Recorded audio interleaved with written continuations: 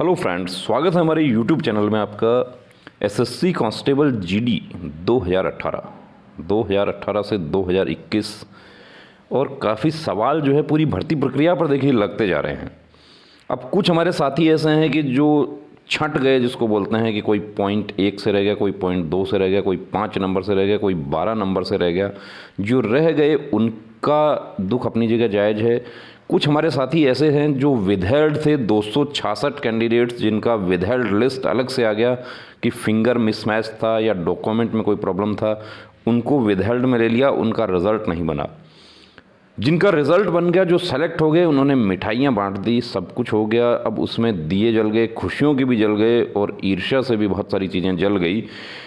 अब उनके उसमें से कुछ हमारे साथी जिनकी ज्वाइनिंग हो गई, बहुत अच्छी बात है, बहुत शुभकामनाएं हम उनको देते हैं। लेकिन कुछ हमारे साथी ऐसे भी हैं जिनका पहले ज्वाइनिंग आ गया, उसके बाद ज्वाइनिंग को रद्द करने का लेटर आ गया।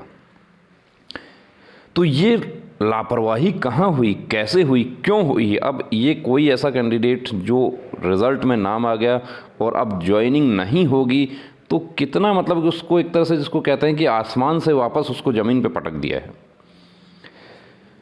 अब ज्वाइनिंग क्यों रद्द हुई, या सीआरपीएफ में ही ज्वाइनिंग रद्द होने के लेटर्स आए, क्योंकि सबसे पहले ज्वाइनिंग सीआरपीएफ ने जारी की थी। यहाँ मैं आपको एक सीआरपीएफ का लेटर आपको दिखाता हूँ। अब इस पे बहुत सारे कैंडिडेट्स ने आरटीआई लगाया कि ये क्यों रद्द हो गया। तो आरटीआई का जवाब भी आ गया उनके पास में कि क्यों रद्द किस लिए किया है, कि रद्द करने का वजह यह है कि फिंगर मिसमैच का प्रॉब्लम है।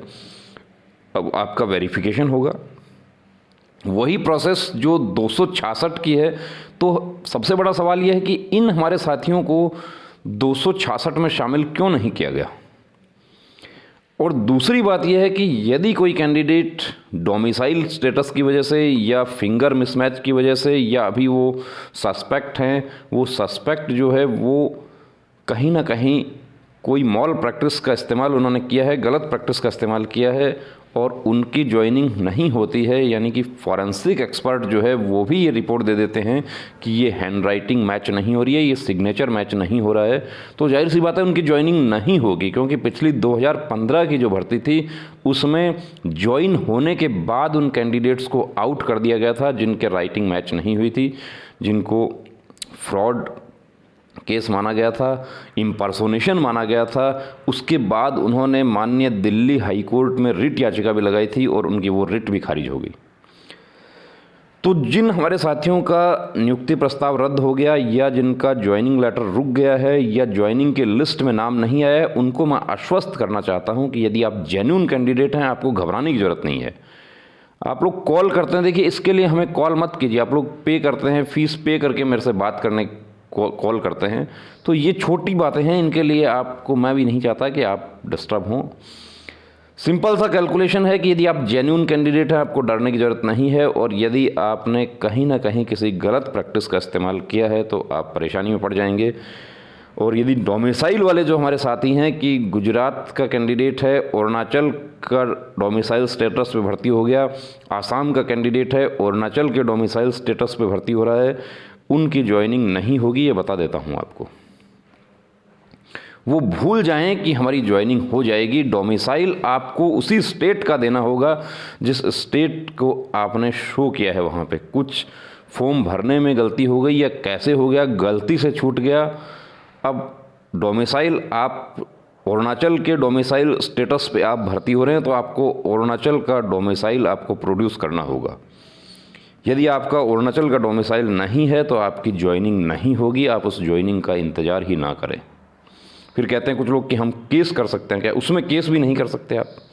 अब ये जो लेटर एक कैंडिडेट के पास में आया, इसमें देखिए सीधा सीधा सिंपल लिखा हुआ है कि कृपया इस कार्यालय द्वारा जारी किए गए नियुक्ति प्रस्ताव संख्या R21/2018 तथा 5 दिनांक 19/2/2021 का संदर्भ ग्रहण करें।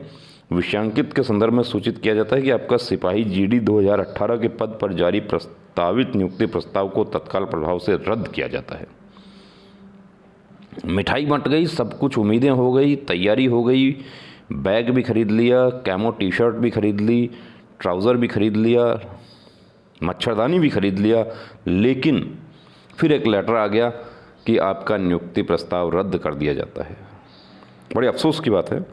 चूँकि आपकी भर्ती से संबंधित मामले पर फिंगरप्रिंट, स्वयं का हस्ताक्षर एवं दस्तावेजों को विधि विज्ञान प्रयोगशालाओं से जांच कराने के उपरांत पुनः उक्त विषयांकित मामले पर विधि विज्ञान प्रयोगशालाओं की रिपोर्ट के अनुसार आवश्यक कार्यवाही किया जाएगा। यानी विधि विज्ञान प्रयोगशाला की रिपोर्ट आपके फेवर में होगी, आपकी ज्वाइनिंग होगी 100%, और लेकिन वो यदि आपके फेवर में नहीं होगी तो आपकी ज्वाइनिंग नहीं होगी। उसके बाद चाहे आप रिट याचिकाएं दाखिल करते हैं तो भी आपको रिलीफ नहीं मिलेगा।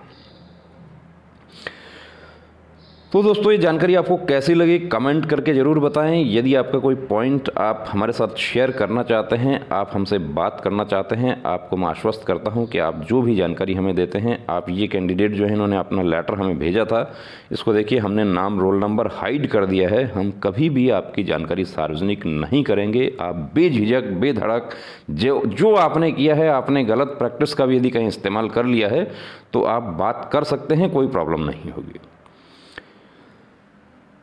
तो अब मैं देखिए आपको ये कहना चाहूँगा कि यदि आप जेन्युइन कैंडिडेट हैं, डरने की ज़रूरत नहीं है, आपको वर्दी मिलेगा, 100% मिलेगा। लेकिन कहीं ना कहीं यदि कोई गलत है तो उसको वर्दी नहीं मिलेगी। अब जो रिज़ल्ट में नाम आ गया, यानी कि वो एक सीट खा चुके हैं और अब पता चलता है कि वो विधि विज्ञान प्रयोगशाला की रिपोर्ट जो है वो उसके फेवर में नहीं आती है, तो क्या होगा, वो वैकेंसी जो है उसका क्या होगा। या जो हमारे साथी जो डोमिसाइल स्टेटस दूसरा लगा के भर्ती हो गए, वो उनकी ज्वाइनिंग नहीं होगी तो उनकी वैकेंसी का क्या होगा। अब उसका क्या होगा देखिए, उसका जब समय आएगा तब पता चलेगा क्या होगा। तब तक के लिए आप और हम दोनों इंतज़ार करते हैं। जय हिंद।